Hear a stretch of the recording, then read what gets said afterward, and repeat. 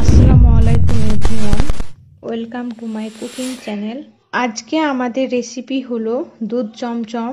আমি একদম আলাদা পদ্ধতিতে দুধ চমচম তৈরি করে দেখাবো, যার ফলে দুধ চমচম খেতে খুবই টেস্টি হবে।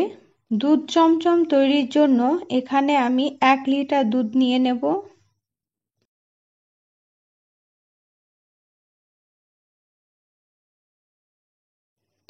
এবার দুধ জাল করে নেব। তার আগে দুধে দেব অল্প পরিমাণ এলাচ গুঁড়ো। এলাচ গুঁড়ো দেওয়ার পর দুধ জাল করে অর্ধেক করে নেব।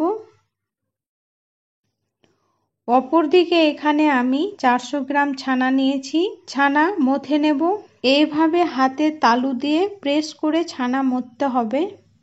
দেখুন ছানা প্রায় সফট হতে শুরু করেছে।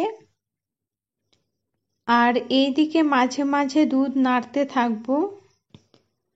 ছানা মথা হয়ে গেছে। এবার প্রথমে কিছুটা ছানা একই সমান করে ছোট ছোট করে গোল করে নেব।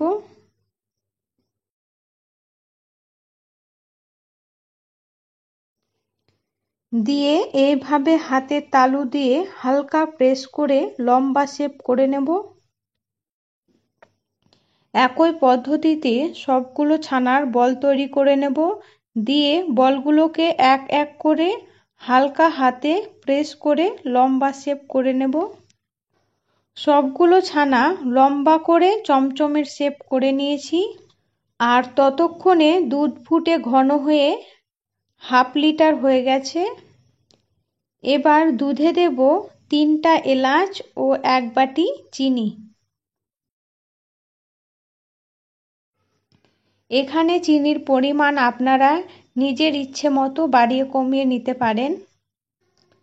চিনি গলে যাওয়া পর্যন্ত দুধ নাড়িয়ে যাব। চিনি গলে গেছে। এবার একটা একটা করে চমচম তুলে দুধে দিয়ে দেব।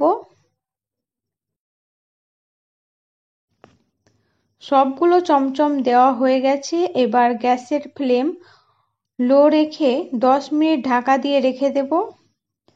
10 মিনিট পর ঢাকা সরিয়ে নেব। দেখুন চমচমগুলো কতটা ফুলে বড় হয়ে গেছে। আরও 2 থেকে 3 মিনিট ফুটিয়ে নেব। দুধ চমচম তৈরি হয়ে গেছে। গ্যাস অফ করে দেব। এবার এটা ঢাকা দিয়ে 30 মিনিটের জন্য রেস্টে রেখে দেব। 30 মিনিট পর ঢাকা সরিয়ে অল্প করে পেস্তা গুঁড়ো ছড়িয়ে দেব।